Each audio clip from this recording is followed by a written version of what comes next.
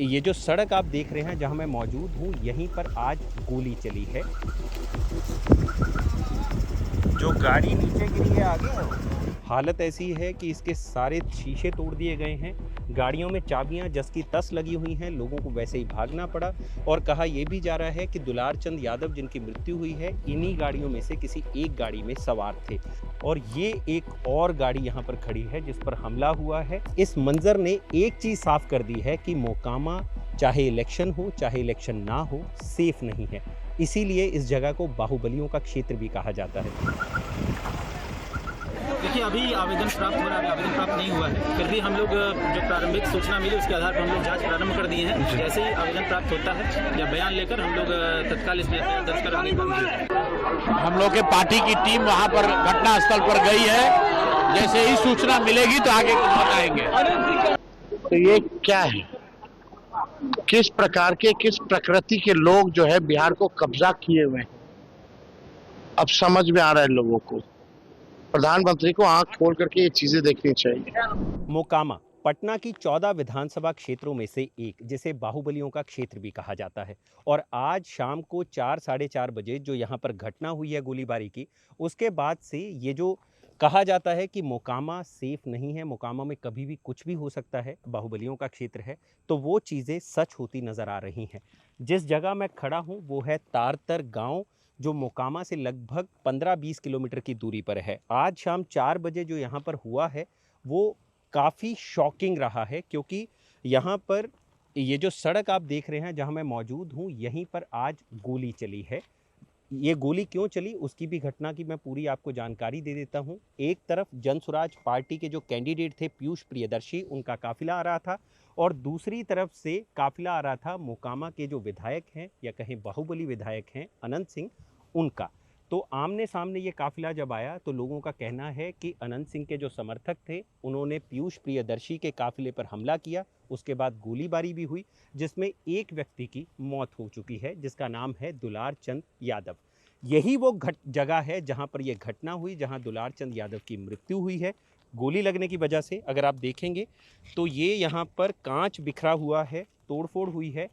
ये वो पहली गाड़ी है जो यहाँ पर खड़ी है जिसमें तोड़फोड़ की गई है और गोलियां भी चलाई गई हैं। अगर आप देखेंगे तो ये पूरी गाड़ी की हालत बहुत ख़राब है। हालत ऐसी है कि इसके सारे शीशे तोड़ दिए गए हैं। गाड़ियों में चाबियां जस की तस लगी हुई हैं। लोगों को वैसे ही भागना पड़ा।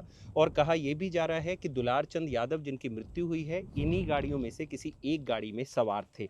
लेकिन यह घटना कितनी भयावह है, कितना अचानक से ये हमला हुआ होगा, उसकी तस्दीक करती है वो गाड़ी।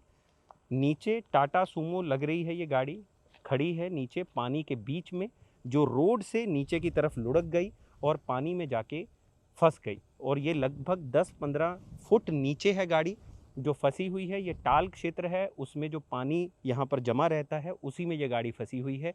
इसमें मौजूद लोगों का क्या हुआ कोई जानकारी नहीं है।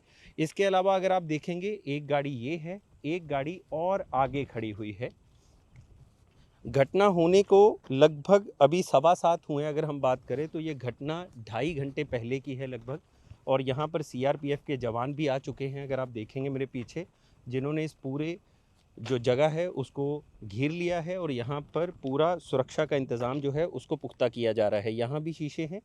और ये एक और गाड़ी यहाँ पर खड़ी है जिस पर हमला हुआ है।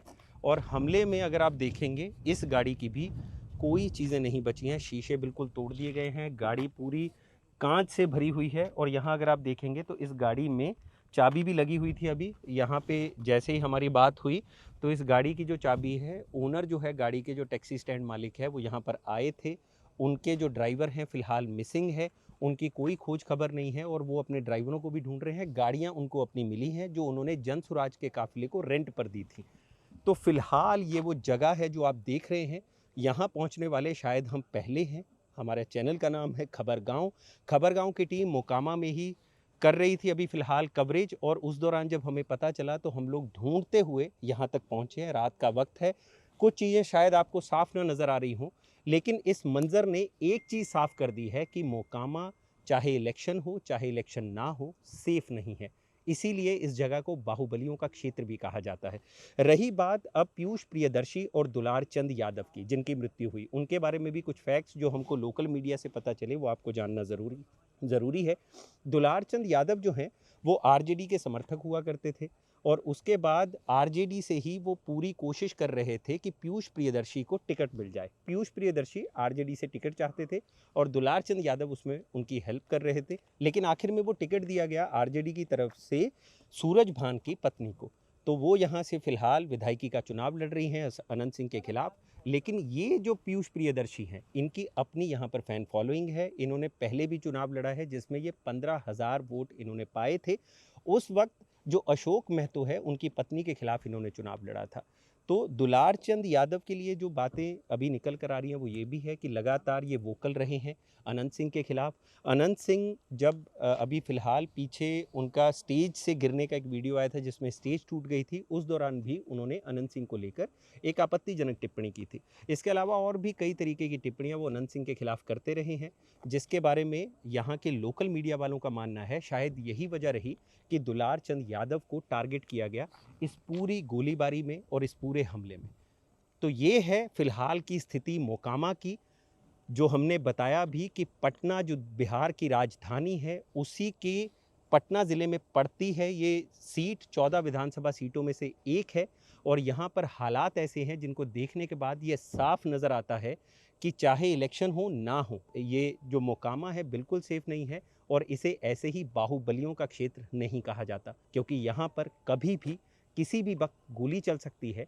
जो पुलिस प्रशासन, सरकार और यहाँ पर जितनी भी सुरक्षा के लिए टीमें लगाई गई हैं उनके कारगुजारी पर एक सवालिया निशान है।